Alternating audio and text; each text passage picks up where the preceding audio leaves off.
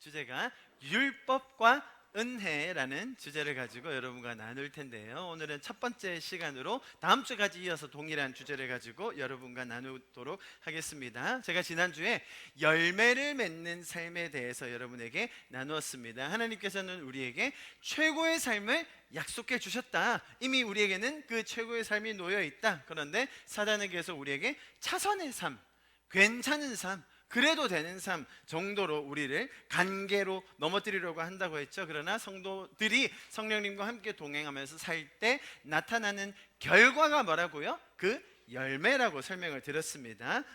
성령의 9가지 열매들은 우리가 하나님의 사랑을 받아내고 하나님의 그 은총을 얻어내기 위한 조건이 아니라 우리가 성령님과 동행하면서 살 때 얻어지는 열매구나, 성도의 삶의 결과구나 라는 것들을 우리가 배웠어요. 그래서 열매를 맺기 어려운 상황들이 더러 있습니다. 우리 주변의 상황들, 여건들, 심지어 여전히 남아있는 내 안에 이 죄성에 이르기까지 많은 것들이 우리가 열매 맺지 못하도록 하죠. 거기에다가 사탄까지 합세해서 나의 삶의 최선, 최고의 삶이 아닌 이만하면 됐지라는 그런 마음, 세상의 죄적인 기준과 가치를 심어주기도 합니다. 그러나 말씀드렸듯이 하나님께서는 이미 우리의 삶에 최고의 삶을 허락하신 줄 믿습니다. 그래서 우리가 그 모습 그대로 성령을 따라 살 때 열매 맺는 성도로 만들어주실 하나님이시다. 우리가 믿는 하나님은 그렇게 우리를 인격적으로 인도해 주시는 분이시다라고 설명드렸습니다. 열매를 맺는 시기에 대해서도 설명드렸죠. 고난 중에도 더 단단하고 풍성한 열매들이 맺혀질 수 있도록 하나님은 우리를 도우십니다. 오히려 세상이 말하는 그런 안락함과 부유함이 아닌 하나님을 갈망하는 자리로 내 자신이 자원하여 나아갈 때에 세상은 이해할 수도 없고 또 감당할 수도 없는 그 풍성한 은혜의 열매를 우리가 더 경험하게 되는 것입니다. 마지막으로 서로의 열매를 통해서 우리 공동체 안에 풍성함이 더해진다고 했죠. 그 열매를 통해 판단하고 정죄하고 비교하는 것이 아니라 서로를 세워주고 품어주고 격려하는 그런 우리 교회가 될 것을 믿습니다. 할렐루야. 자, 그러면 오늘 우리가 이렇게 지난 시간에 이어서 그렇다면 우리의 생활을, 신앙생활을 워킹하게 하는 그런 원리들이 있는데 가장 큰 은혜와 율법에 대해서 오늘 나누겠습니다. 저희는 지금 이 하나님의 마음, 즉 성도의 삶을 향하여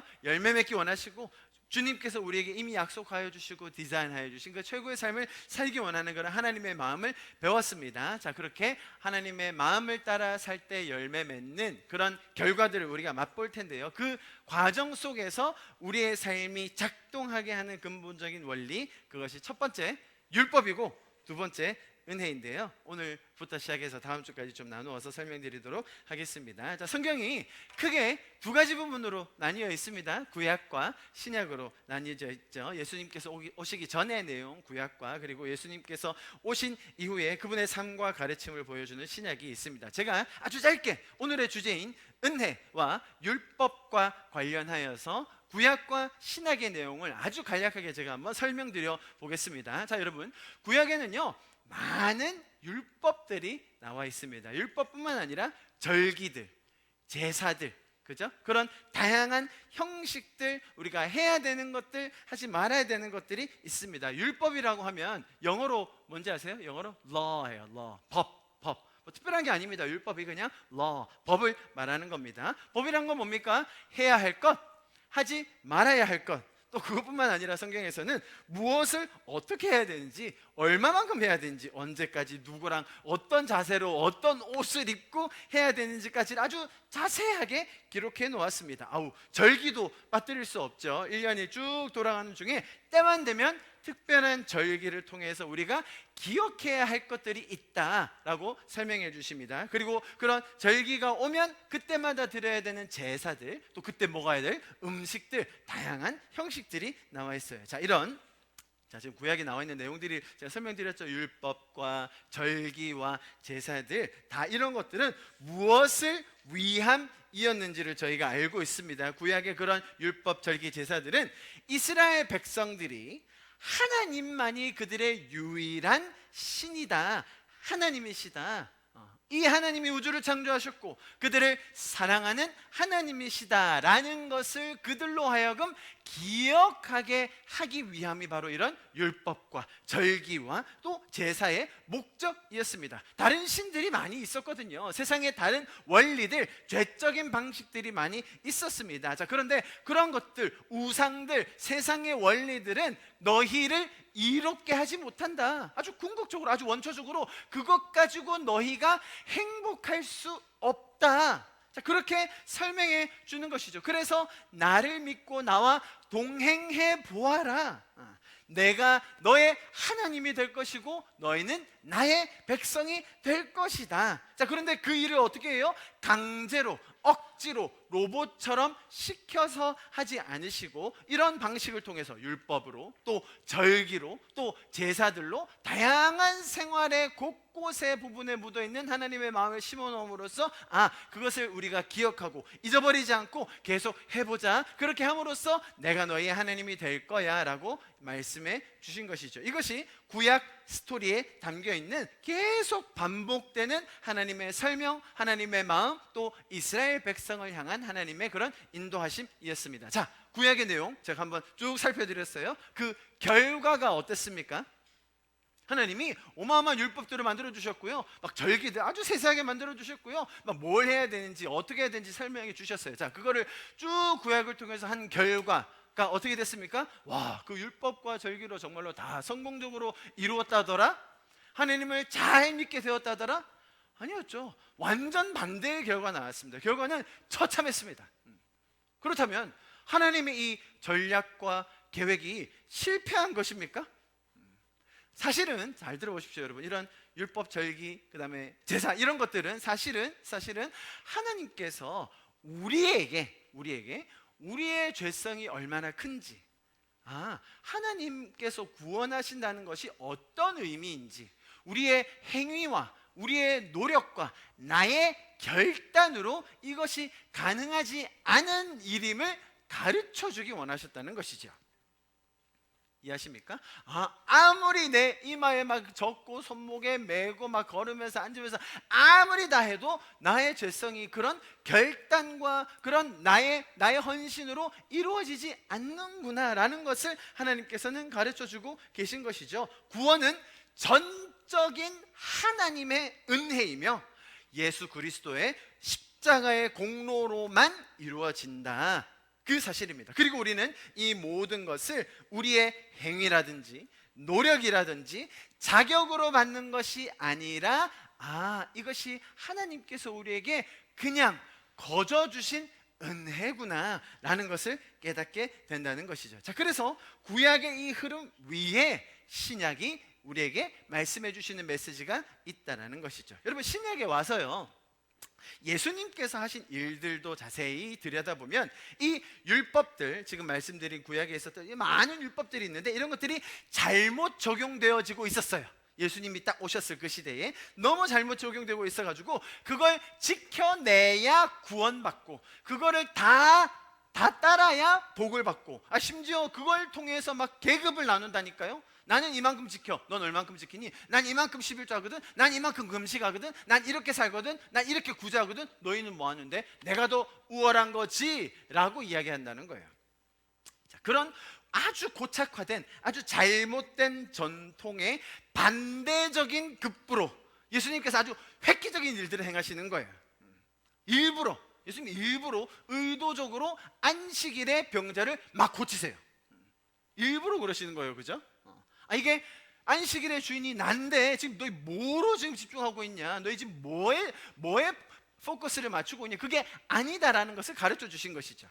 그죠? 일부러 세리들, 일부러 죄인들을 집에 막 찾아가가지고 밥 먹고 교제하고 그랬던 거예요. 그 사람들에게는 그게 정죄받는 일이고 부정한 일이고 잘못된 일이라고 생각되어졌는데, 이제는 예수님께서 일부러 그렇게 하신 것이죠. 자, 예수님께서 왜 그렇게 하셨다고요? 너무 잘못된, 고착화된, 자, 여러분 잘 들으세요.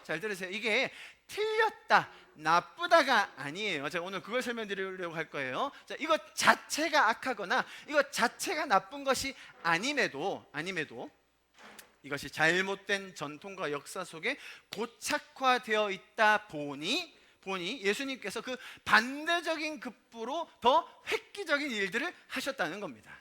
그죠? 여러분, 설교할 때는 어떤 의상을 입어야 됩니까?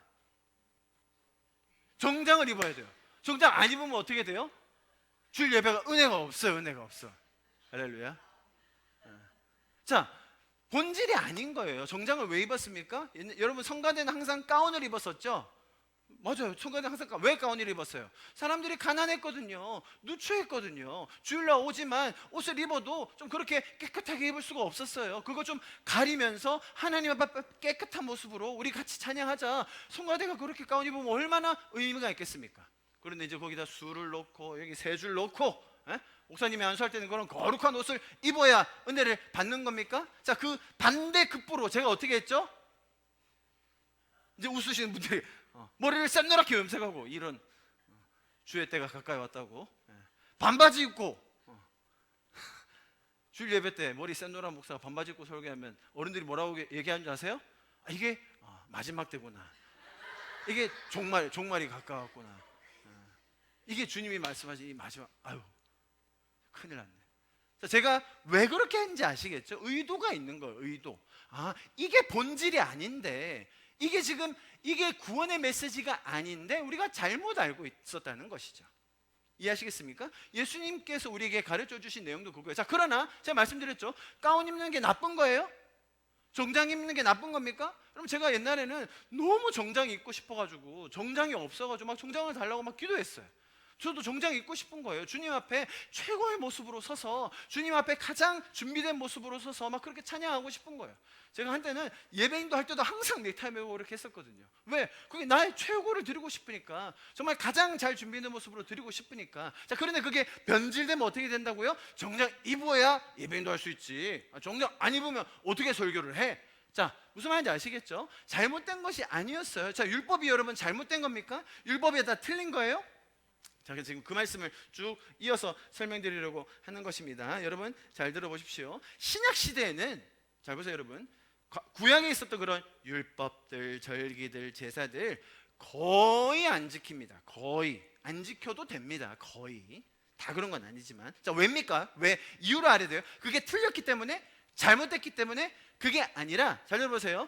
예수님을 통해서 우리는 구원함을 얻었어요. 그래서 성령님과 동행하면서, 자, 그런 율법의 기준보다 훨씬 더 높은 상위의 삶을 살 수 있기 때문에 우리가 율법을 안 지켜도 훨씬 더 자유롭게, 훨씬 더 우리의 마음을 담아서 신앙을 영위할 수 있다는 겁니다. 너희가 살인하지 말라 하였으나 너희 마음에 그럴 미워한 마음만 품어도 안 된다라고 말씀하신 이유는 뭐냐면, 성령님을 통하여 우리를 어떻게 변화시켜 주실 거라고요? 옛날에는 살인하고 싶다, 막 죽이고 싶다 그랬는데, 이제는 내 마음에 그를 미워하는 마음조차 들지 않도록 성령이 일하시겠다라는 거예요. 그게 신약의 우리의 은혜의 시대라는 것입니다. 자, 그래서 우리가 꼭 간과하지 말아야 할 것은 뭐냐면, 자, 보세요. 지금 은혜, 신약, 성령 얘기하는데 구약이 없었으면 이 은혜가 은혜인지 모른다는 거예요. 그래서 구약이 너무나 중요한 겁니다. 우리가 이만큼 죄인이구나. 내 눈앞에서 홍해가 두 쪽으로 갈라지면 나는 하나님 믿을 것 같아요. 할렐루야. 구라치지 말라는 거예요. 그게 다 뻥이라는 거예요. 매일매일 만나가 막 내 눈앞에 매일매일 펼쳐지면 나는 그냥 하나님 믿고 죽도록 따라갈래요. 그렇지 않았다는 거예요. 우리가 얼마나 죄인인지, 구원함 없이, 성령님과 동행함 없이 우리가 얼마나 죄인인지를 구약에 너무나 많이 적어놨다는 것이죠.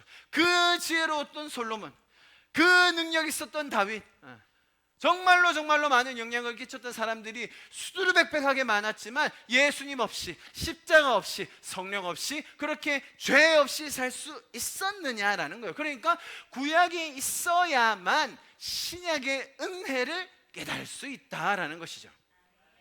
그래서 예수님께서는 이렇게 설명해 주셨습니다. 마태복음 5장에 이렇게 나와 있는데요, 제가 읽어드립니다. 내가 율법이나 선지자를 폐하러 온 줄로 생각하지 말라. 내가 없애러 오지 않았다. 폐하러 온 것이 아니요 완전하게 하려 함이라. 자, 이 완전하게 한다는 뜻이 뭐냐면 율법의 기준을 더 높인다, 율법을 훨씬 더 어렵게 한다, 그 말이 아니라 과거에 있었던 그 율법이 정말로 하찮게 여겨질 정도의 성도의 기준을 만들어 주겠다. 그런 성도의 삶이 가능한 역사, 구원의 역사, 성령의 역사를 내가 너희로 만들어내겠다라는 예수님의 선포요 약속인 것입니다. 18절 같이 있습니다. 시작. 진실로 너희에게 이르노니 천지가 없어지기 전에는 율법의 1.1획도 결코 없어지지 아니하고 다 뭐라고요? 이룬다는 거예요. 뺄 건 빼고 없앨 건 없애고 지킬 건 지키자가 아니라 다 이루어질 거라는 것이죠. 할렐루야. 자, 예수님께서 율법을 폐하시겠다는 말씀이 아니었습니다. 오히려 완성하러 오셨어요. 율법으로도 되지 않던, 그죠? 아무리 율법을 주고 아무리 절기를 주고 아무리 제사의 방식을 다 설명해도 되지 않았던 그 성도의 삶을 완전하게, 내가 거룩하니 너희도 거룩하라, 내가 온전하니 너희도 온전하라, 그것을 율법을 가지고, 그것을 행위를 가지고, 그것을 절기를 가지고 이뤄낼 수 없었지만 구원함을 받은 성도들, 성령과 동행하는 성도들이 그게 어떻게 된다고요? 가능하다라는 거예요. 그래서 은혜가 은혜 되기 위해, 그 은혜의 참된 의미를 알기 위해서는 반드시 구약이 있어야 됐었고, 그것을 통해 애쓰던 그 모습도 고스란히 남아있다는 걸 우리가 꼭 기억해야 됩니다. 자, 율법은, 잘 들어보세요. 율법은 어떤 의미를 가지느냐, 마치 어떤 한 제품에 혹은 우리 인생의 설명서처럼, 그죠? 설명서처럼 우리가 어떻게 사는 게 맞는 건지, 어떤 게 좋은 것이고 어떤 게 악한 것인지, 하나님의 그런 아주 기본적인 그 뜻이 무엇인지를 너무나 자세히 잘 설명을 해 주셨습니다. 그래서 기독교의 신앙을 가진 분들 중에서는 구약의 율법들과 절기들의 강조를 좀 더 심하게 하는 분들도 있습니다. 자, 이걸 통해서 구원을 받을 수 있다, 그런 말이 아니라, 자, 우리가 구약에서 말하는 건 지키면서 유익을 받으면 어떻습니까? 라고 주장하는 분들도 더러 있는 거예요. 자, 한번 예를 들어 볼까요? 신명기서 말씀인데 우리 너무나 잘 아는 말씀입니다. 19절 20절 같이 한번 읽어볼까요? 시작. 또 그것을 너희 자녀에게 가르치며 집에 앉아있을 때든지 길을 갈 때든지 누워있을 때든지 일어날 때든지 그 말씀을 강론하고 또 내 집 문설주와 바깥문에 기록하라. 자, 신명기 구약의 말씀입니다. 이렇게 하라고 하셨어요. 마치 율법처럼, 우리에게 명령처럼 이렇게 이야기하신 겁니다. 자, 이 말씀을 보고 아유 구약이네, 아유 뭐 율법적인 거네, 그거 뭐 굳이 안 해도, 아이들한테 그렇게 막 너무 열심히 가르치지 않아도 은혜로 알아서 하나님께서 하실 거니까 그렇게 두면 되지 않겠습니까? 이런 분들 계세요? 없죠? 이 말씀을 보면서 그래 우리 자녀에게 더 열심히 가르치자, 우리 다음 세대들이 정말 말씀을 더 잘 이해할 수 있도록 그들이 앉아있을 때나 누워있을 때나 서있을 때나 계속해서 말을 하자. 말하기 전에 애들이 먼저 물어봅니다, 여러분, 집에서. 자, 무슨 말인지 아시겠죠? 이거 하면 좋은 겁니까? 나쁜 겁니까? 좋아요. 너무너무 유익합니다. 자, 그런데 이것을 율법으로 딱 받아들여가지고, 자, 앉아, 자, 얘기하고 일어서, 얘기하고 나가자, 얘기하고, 자, 이러면 어떻게 돼요? 율법주의가 되는 거예요.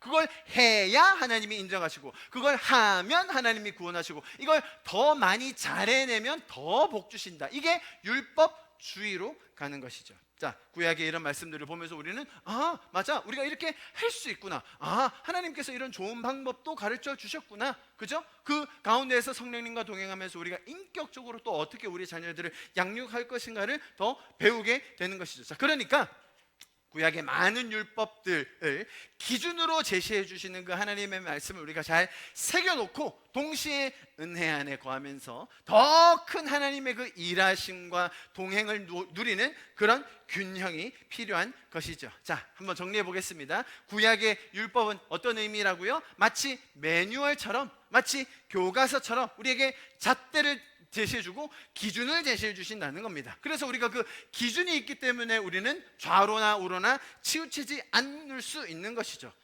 그죠? 그러나 이것이 구원의 조건은 아님을 알아야 됩니다. 이걸 더 잘 지킨다고 더 큰 상급 받는 게 아니라는 거예요. 이해하시겠죠?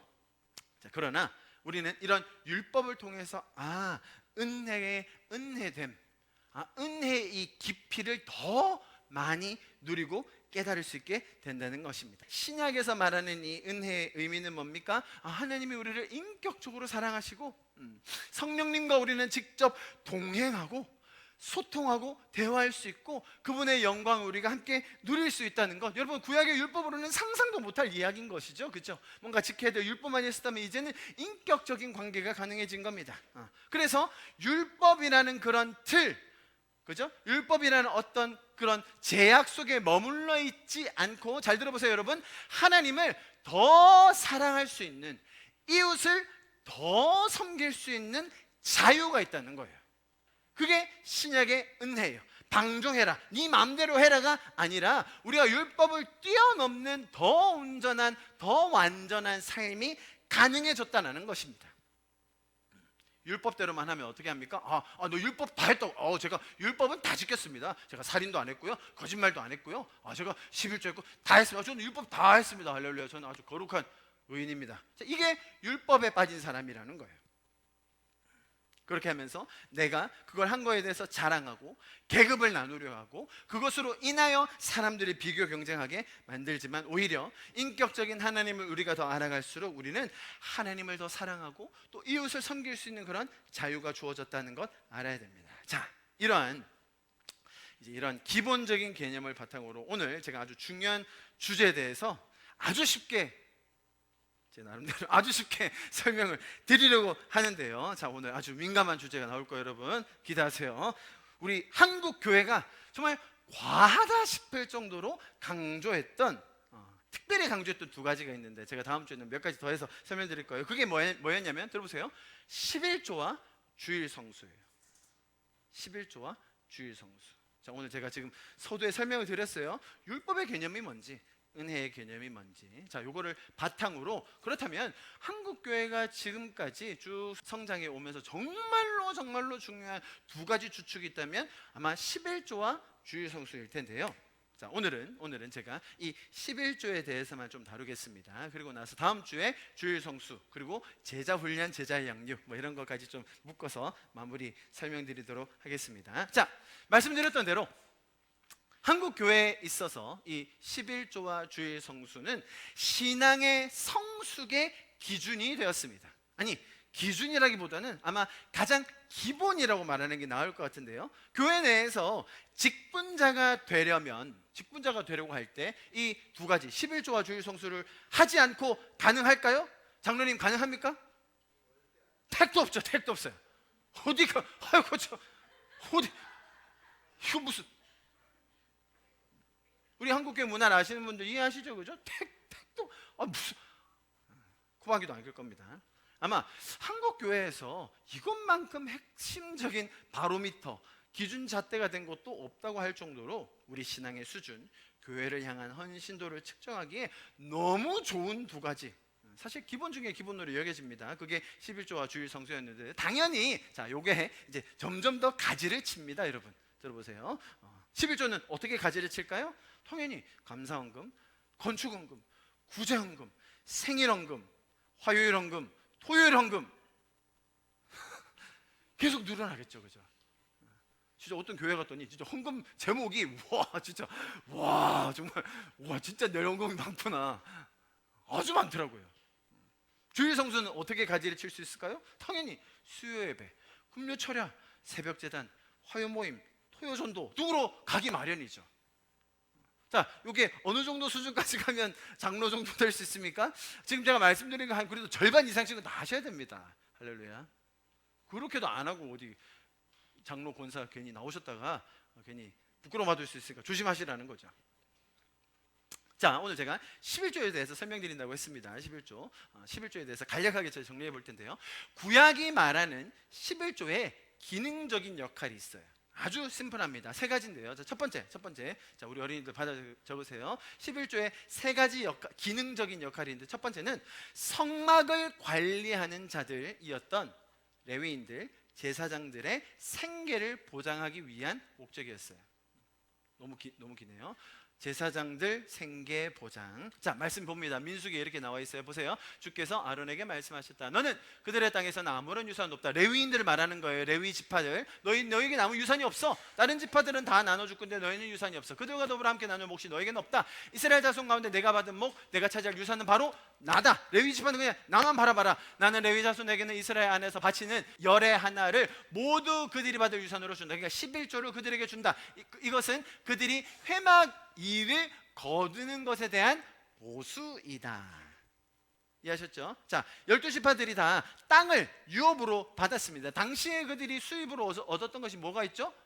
농사 짓고 가축도 돌보는 거죠. 그런데 땅이 없으면 당연히 그들에게는 어떤 수입도 없었다는 말입니다. 그런데 그들이 하는 일을 더 잘하기 위해서 이들을 도와주고 공개해주고 이들에게 적절한 보수를 주는 게 11조의 첫 번째 목적이었습니다. 이해하시겠죠? 그래서 나중에 사사기나 그 뒤로 가다 보면 레위인들이 엄청나게 타락을 합니다. 그 이유 중에 하나가 이스라엘 백성들이 11조를 제대로 내지 않았다라는 것에서 보는 학자들도 더러 있습니다. 자, 그리고 이 사람들이 하는 일이 뭐였다고요? 회막의 일을 거두는 것에 대한 보수. 레위인 제사장들이 했던 일이 뭔지를 보면 이렇게 낸 헌금들이 어떤 용도로 사용된지 알 수가 있는데요. 그들이 예배, 제사와 관련된 일을 했고요. 또 성막에 관련된 그런 유지 보수하는 일을 했어요. 자, 그러니 당연히 그 헌금은 성막을 유지 보수하고 그 다음에 예배와 제사에 대한 일들을 돌보는 일에 쓰였겠죠. 첫 번째 뭐라고요? 제사장들에 대한 생계 보수. 두 번째로는 성막을 유지하고 보수하는 것. 그죠? 두 번째 기능적인 역할이었어요. 마지막 세 번째, 이 11조가 어디에 쓰일까요? 신명기 14장에 이렇게 나와 있는데요. 우리 같이 한번 읽어볼까요? 시작. 너희는 매 3년 끝에 그 해 난 소출의 11조를 다 모아서 성 안에 저장하여 두었다가 너희가 사는 성 안에 유산도 없고 차지할 목도 없는 레위 사람이나 떠돌이나 고아나 과부들이 와서 배불리 먹게 하여라. 그러면 주 너의 하나님은 너희가 경영하는 모든 일에 복을 내려 주실 것이다. 무슨 말입니까? 주변에 있는 가난한 이웃들, 돌봄이 필요한 자들, 우리가 섬겨야 할 자들을 위하여 쓰는 그 헌금이 뭐라고요? 11조라는 것이죠. 11조로 상징되는 우리가 내는 헌금들의 기능적인 역할 세 가지 이해되시죠? 그런 제사장들의 생계를 유지하고 또 성전을 유지 보수하고 마지막으로는 가난한 이웃을 돕는 일에 사용되었습니다. 너무 잘 이해가 되시죠? 굉장히 심플합니다. 구약에서 말하는 이런 헌금, 특별히 11조의 기능적인 역할에 대해서 제가 설명을 드렸습니다. 신약 시대를 사는 저희에게도 이런 것들은 굉장히 유사하게 적용이 됩니다. 그죠? 교회를 우리가 이렇게 함께 모여서 함에 있어서 필요한 사역자들의 사례, 교회를 짓고 유지하고 보수하는 일, 마지막으로 우리가 이웃을 돕고 구제하며 선교하는 일, 당연히 교회의 재정은 이렇게 사용되어져야 할 것입니다. 자, 그렇다면 제가 이 11조에 대한 아주 기능적인 아주 심플하고 드라이한 설명을 제가 드렸습니다. 자, 그렇다면 11조가 이 율법과 은혜의 원리, 율법의 원리건 아니면 은혜의 원리건 적용되었을 때는 우리가 어떻게 이해할 수 있을지 우리가 한번 알아보면 좋겠습니다. 자, 그러면 제가 질문을 드릴게요. 질문, 오늘의 메인 질문. 그렇다면 여러분 11조 해야 합니까? 한점 설명을 넣어서 11조 해야 됩니까? 11조 해야 복 받습니까, 여러분? 11조 안 하면 교회 정회원이 될 자격이 없는 겁니까? 한국 교회는 이 11조의 전통 위에서 성장했다고 해도 과언이 아닐 정도로 이 11조에 대한 강조와 열심이 타의 추종을 불허합니다. 가장 대표적인 구절, 우리 봉사 목사님들이 항상 얘기했던 구절이 바로 이 말라기서 3장 말씀 아니겠습니까, 여러분? 할렐루야. 자, 제가 읽어봅니다. 3장 10절. 만군의 여호와가 이르노라, 너희 온전한 11조를 창고에 들여 나의 집에 양식이 있게 하고 그것으로 나를 시험하여. 이야, 하나님 아주 좀 약간 과격해지셨어요. 이게 뭔가 마음이 울컥하신 거예요. 나를 좀 시험해봐라. 진짜 내가 하늘 문을 열고 너에게 복을 쌓을 것이 없도록 붙지 아니하나 보라. 뒤에 보세요. 만군의 여호와가 이르노라 내가 너희를 위하여 메뚜기를 금하여 너희 작물에 메뚜기도 안 오게 해줄게. 야 진짜 내가 진짜 이렇게까지 해야겠니? 너희 토지 소산을 먹어 없애지 못하게 하며 너희 밭에 포도나무 열매가 기한 전에 떨어지지 않게 하리니 너희 땅이 아름다워짐으로 모든 이방인들이 너희를 저 사람들 왜 저렇게 복되지? 라고 하리라. 만군의 여호와의 말이니라. 어떻게 하면? 11조 하면. 할렐루야. 자 그러면 이제 약간 또 이렇게 이과분들 이렇게 또 이렇게 머리 잘 돌아가는 분들이 있어요. 10의 1조 하면 저 정도라면 10의 2조 하면 메뚜기도 안 오고 그 다음부터는 다른 해충도 안 오고. 할렐루야. 제가 지어낸 얘기가 아니라 생각보다 많은 부흥사분들이 이렇게 얘기를 하셨었어요. 자 이걸 뭐라고 얘기하는 거예요? 복받는 조건. 그죠? 이걸 하면 주님이 더 사랑하신다. 이렇게 이야기를 많이 하셨었죠. 제가 아마 말씀드린 적이 있었을 텐데요. 제가 수원하나교에 있었을 때 한 선교사님 오셔가지고 막 이제 선교사님이셨어요. 뭐 선교사님이 그때 자녀도 한 4명인가 5명인가 아무튼 그랬었던 것 같아요. 되게 힘든 날이었는데 자기는 그런 와중에 또 10의 2조를 한다는 거예요. 야 이러면서 뭐 여러분도 해보십시오. 주님 막 살아계심을 경험합니다. 이렇게 얘기하시는 거. 또 여러분 제가 누굽니까? 저는 얼마를 했겠어요, 여러분? 그래? 너는 한 10의 3조 해보지 뭐. 할렐루야. 야, 제가 그때 결혼하고 얼마 안 됐을 때였거든요. 간사나 불행히. 야, 월급 얼마 안 됐습니다, 여러분. 제가 얼마나 철저하게 10의 3조 떼고 그것만 떼겠습니까, 여러분? 감사헌금, 건축헌금, 교육헌금. 야, 진짜 얼마나 제가 열심히 헌금을 했는지. 제가 그걸 열심히 하다 보니까 어떤 마음이 들었겠어요? 야, 난 참 내가 생각해도 참 대단하다. 이렇게 하는 나를 주님이 복 주시겠지? 할렐루야. 쟤는 할까? 쟤는 11조도 안 할까? 저 사역자 저거 안 하는 것 같은데. 제가 자기 의의가 막 점점 더 쌓이기 시작하고 판단하고 비교하고 있더라고. 정죄하고 있더라고. 제가 그걸 발견하고 바로 멈췄어요.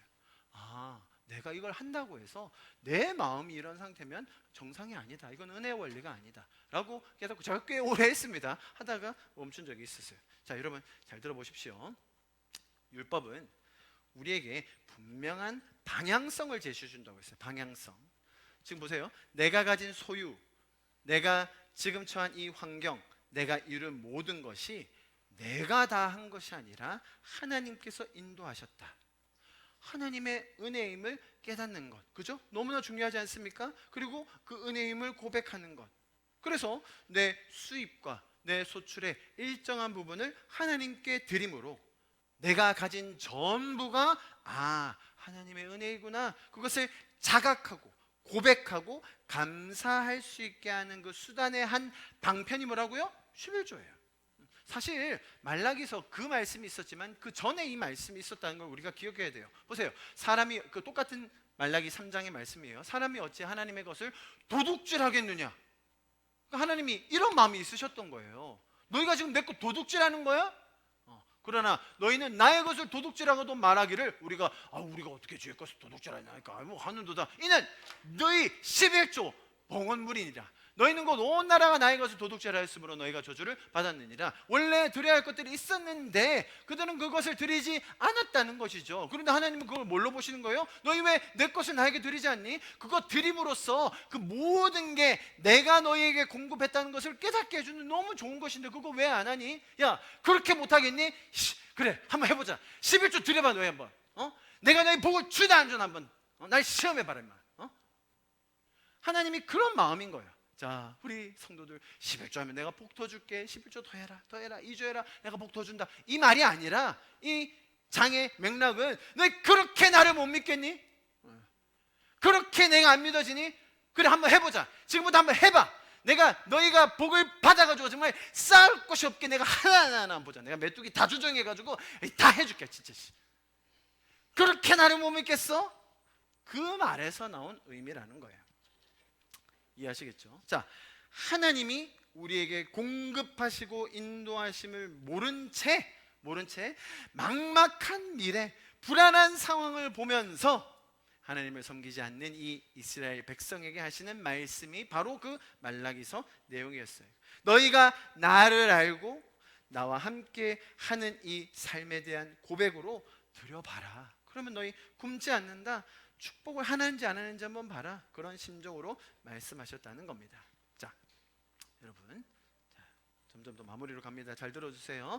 한국 교회가 11조를 강조하면서 이걸 통해서 사람들을 구분하고 서열을 나누고 헌신도를 측정하기 시작했는데요. 이것은 굉장히 잘못된 접근입니다. 하나님의 살아계심과 그분의 공급하시고 인도하심을 알고 이러한 헌금의 기능적인 역할, 제가 설명드렸잖아요. 기능적인 역할 분명히 있습니다. 그죠? 우리가 이곳에서 예배 드리는 것, 우리가 함께 이렇게 공동체로 모여서 이런 시간을 쓰고 이렇게 쾌적하게 예배할 수 있는 것 그냥 될 수 있는 게 아니지 않습니까? 자, 이런 기능적인 역할이 있는 것을 충분히 알고 또 공감하는 분들에게는 헌금이 자연스럽죠. 당연히 해야 되는 거죠. 그런데 그렇지 않은 사람도 분명히 있거든요. 아직 이해가 안 되는 사람도 있거든요. 아직 그런 은혜를 모르는 사람이 있거든요. 그리고 동시에 정말로 원함이 있음에도 불구하고 형편이 되지 않은 분들도 있거든요. 그렇기 때문에 이것을 어떤 기준으로 이야기한다? 그것은 굉장히 잘못된 접근이에요. 자, 제가 오늘 계속 균형을 잡으려고 설명을 드리고 있는 거예요. 그렇다면 11조가 완전 잘못된 건가? 그냥 이거 다 버려야 되는 건가? 그 말이 아니라는 것을 제가 지금 강조하고 있는 겁니다. 11조는 긍정적인 부분이 있습니다. 여러분, 제가 어릴 때 11조 훈련 아주 잘 받았습니다. 제 부모님이 굉장히 훈련 잘 시키셨어요. 11조는 반드시 떼야 된다. 아, 그렇구나. 제 책상 서랍에 항상 봉투가 따로 있었어요. 부모님이 10,000원 주시면 당연히 1,000원 넣었습니다. 부모님이 1,000원 주시면 당연히 100원 넣었습니다. 부모님이 100원 주시면 100원을 따로 넣었어요. 15짜리 없어가지고. 어쩔 수 있습니까? 주님 그 정도는 용납해 주시겠지. 할렐루야. 제 수입이 들어오면 용돈을 받건 뭐 어떤 돈이 생기건 항상 11조는 따로 떼놨어요. 당연히. 그렇게 훈련을 잘 받았습니다. 그러니까 아, 맞아. 나에게 주시는 이 재정, 나에게 주신 이 건강, 내가 지금 할 수 있는 이 여건, 내가 잘나서 내가 자격이 있어서 하는 겁니까? 아니죠. 정말 감사하게 되고 다시 생각하게 되고 정말 내 믿음의 고백을 할 수 있는, 또 다른 분들을 열어주실 때마다 아, 이게 하나님의 은혜구나 깨달을 수 있는 그런 믿음을 더 자라게 해주셨다는 것입니다. 자, 그렇다면 신약 시대로 넘어와서 이런 은혜의 시대를 사는 우리에게는, 자, 제가 이렇게 균형을 잘 잡아서 설명드렸는데요. 그렇다면 우리에게는 지금 현재 11조가 어떤 의미이어야 하겠냐는 겁니다. 제가 비단 11조라는 한 주제로 지금 말씀드리고 있지만 성경에 나오는 다양한 것들이 동일하게 적용됨을 여러분 다음 주에 다 정리를 해드리겠습니다. 자, 말씀드렸듯이 율법은 우리로 하여금 가장 기본적인 원리와 기준을 제시해 주는 거예요. 그런데 신약 시대의 은혜는 어떻게 한다고 했죠? 그것이 마치 하찮은 것처럼 훨씬 더 성숙한, 훨씬 더 상위의 삶을 살 수 있게 해준다는 겁니다. 자, 여러분, 저희가 지난주에 봤던 갈라디아서 말씀이 너무나 놀라운데요. 한번 읽어봅니다. 22절, 23절 시작. 오직 성령의 열매는 사랑과 희락과 화평과 오래 참음과 자비와 양성과 충성과 온유와 절제니, 그 다음 시작. 이 같은 것을 금지할 법이 없느니라. 이거예요, 이거. 사랑을 하고 싶은데 막 주님이 주신 그 은혜와 주님께서 우리에게 주신 그 놀라운 사랑하심을 통해서 나도 이제 사랑의 열매가 맺혔어요. 와, 내가 사랑할 수 없는 존재였는데, 내가 사랑이란 걸 모르던 사람이었는데 사랑할 수 있는 존재가 되었어요. 그래서 막 사랑을 하기 시작했어요. 자, 그런데 사랑을 더 하고 싶어요. 집사님 그렇게까지 하시면 안 돼. 너무너무 사랑이 과하다고. 좀 율법이 그건 좀 요까지만 하라고 돼 있다고. 그런 법은 없다는 거예요. 막 사랑을 받고 은혜를 받으니까 막 충성하고 싶어. 더 신실하게 주님을 섬기고 싶어. 막 너무너무 주님을 더 사랑하고 싶어. 막 그렇게 충성되게 했어요. 아이고 권사님 너무 가요. 일주일에 한 2번만 나와서 5번 너무 가요. 그 율법에서 그 하러 가자면서. 그런 법은 없다는 거예요. 이 율법과 은혜의 개념 이해하시겠습니까? 율법으로 가면요 11조가 기준이 되어가지고 그것 이상은 전혀 할 필요가 없어지죠. 아니면 그거보다 더 하신 분들이 많이 있거든요. 왜 하셨냐? 그거 하면 나중에 뭔가 더 얻어낼 심상으로, 이거 뭐 천국 위해서 투자해야 되는 게 아닌가, 그런 마음으로 하면 잘못됐다는 거예요. 은혜의 개념은 완전히 다릅니다. 내가 받은 그 은혜 때문에, 내가 받은 그 사랑, 그 감격으로 인해서 그 은혜에 반응하는 삶, 그게 뭐예요? 예배예요. 그게 뭐예요? 교회를 섬기는 거예요. 그게 뭐예요? 11조가 한 방편이 될 수 있는 거예요. 내 이웃을 더 사랑하는 모양이 될 수 있는 거예요. 자, 그런데 여러분, 아주 재밌는 구절이 있는데, 우리가 좀 전에 읽었던 이 갈라디아서 말씀 5장 22절이죠. 잘 보세요. 그 전절이 있어요. 전절. 내가 이르노니 너희는 성령을 따라 행하라. 그러면 육체의 욕심을 이루지 아니하리라. 이게 무슨 말입니까? 성령을 따라 살려고 하는 사람도 뭐가 있다? 아직도 육체의 욕심이 있다라는 거예요. 육체의 소욕이 있다는 거죠. 육체의 소욕은 성령을 거스르고 성령은 육체를 거스르나니 이 둘은 서로 대적함으로 너희가 원하는 것을 하지 못하게 하려 함이니라. 난 막 주님 섬기고 싶고 막 은혜 받았을 때는 뭔가 더 하고 싶은데 내 육신의 욕심, 내 육신의 소욕, 내 미래를 향한 그런 걱정, 불안 등이 이건 좀 아닌 거 아닌가? 생각하게 만든다는 거죠. 너희가 만일 성령의 인도하시는 바가 되면 율법 아래 있지 아니하리라. 자, 이런 성령과의 인격적인 동행을 거스르려고 하는 우리 육체의 욕심이 있다라는 것, 성경은 먼저 우리에게 이야기해주고 있었다는 거예요. 분명 이런 성령의 열매들을 막을 법이 없지만 그 전에 우리의 육신의 욕심은 분명히 도사리고 있다라는 것이죠. 받은 은혜를 마음껏 누리고 또 제한 없이 나눌 수도 있는데 그것들을 가로막는 내 육신의 염려, 불안, 걱정, 또 심지어 탐욕과 욕심이 있다는 것이죠. 자, 그런 분들에게는 어떻게 권면할 수 있겠습니까? 오늘의 주제인 헌금을 예로 들자면 차라리 11조라도 해보라는 거예요. 차라리. 여러분, 11조가 얼마나 큰지 아세요? 직장 다니는 분들, 왜 나라에서 9%나 떼가는 거죠, 여러분? 너무 아깝지 않습니까? 와, 9%. 뭐 나라가 많이 해주죠, 여러분. 할렐루야. 우리나라가 그렇게 많이 내는 편은 아니라고 하더라고요. 다른 복지국가 가면 더 많이 내기도 합니다. 어쨌든 9%. 뭐 이렇게 낼 때마다 자동으로 떼가니 얼마나 억울한지. 근데 그거 떼고 또 10%를 또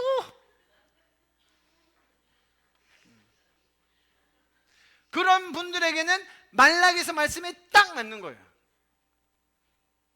그런 분들에게는 나 못 믿겠니? 너희의 생명이 붙어있는 것, 너희가 건강한 것, 너희가 지금 일할 수 있는 이 환경, 그거 은혜인 거 아직 모르겠지? 한번 11조 드려볼래? 한번 보자. 나 시험해봐 한번. 그런 분들에게는 그런 말이 딱 맞을 수 있는 거예요. 마태복음에 이렇게 설명하고 있습니다. 한번 보십시오, 여러분. 아주 재미있는 말씀이에요. 마태복음 23장.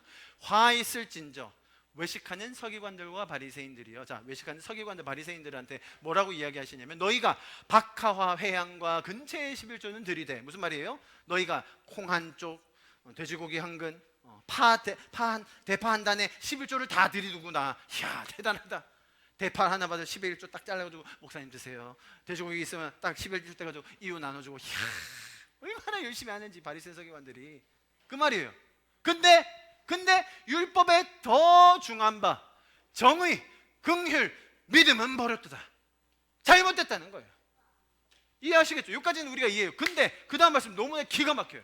같이 읽어봅니다. 시작. 그러나 이것도 행하고 저것도 버리지 말아야 할지니라. 예수님 참 지혜로우시긴 해요. 그죠?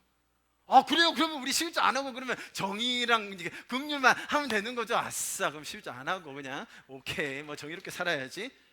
그러지 말라는 거예요. 둘 다 하라는 거죠. 이 지혜가 있는 거예요. 정말로 그 별의 별것에 11조를 다 떼고 있는 그들에게 필요한 것은 뭡니까? 주님이 나를 위해 이런 은혜를 베풀어 주셨구나. 그리고 이것을 가지고 우리가 이웃을 섬길 수 있구나라는 그 근본적인 마음. 또 어떤 이들에게는 은혜만 누리고 나는 누리면서만 살아야지. 하나님은 우리를 위해서 모든 걸 다 공급해 주지만 나는 그래도 내 거는 잘 챙겨야지. 이런 분들은 11조라도 해보셔라. 자, 결론적으로 이렇게 말씀드릴 수 있는 거예요. 고린도후서에 이렇게 설명하고 있습니다. 우리 한 목소리로 읽습니다. 9장 7절 8절 시작.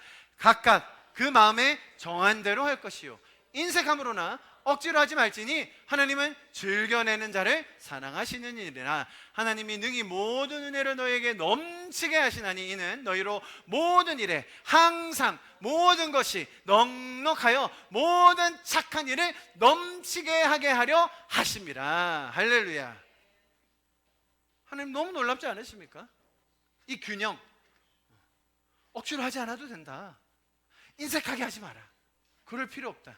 그런데 너희 아니, 내가 너희의 모든 일에 항상 모든 것이 넉넉하여서 너희가 하고자 하는, 너희 교회 공동체가 하고자 하는 그런 착한 일들, 주의 나라를 위한 일들이 넘치게 해주겠다. 할렐루야. 여러분, 하나님은 인격적인 하나님이십니다. 우리에게 믿음을 더해 주십니다. 우리에게 착한 일을 넘치게 할 수 있는 그 능력과 권세와 은혜를 더해 주실 것입니다. 인색하지 않도록 우리에게 공급해 주십니다. 무엇보다도 우리의 마음 안에 그 넘치는 은혜로 가득하게 해 주실 줄 믿습니다. 여러분, 이것이 우리가 배우고 꼭 알아야 할 율법과 은혜의 관계입니다. 율법으로 치우쳐서 율법주의로 빠지게 되면 결국 내 자신을 드러내고 자기 의에 갇히게 되죠. 구약을 모른 채 은혜만 안다? 여러분, 반쪽짜리 은혜입니다.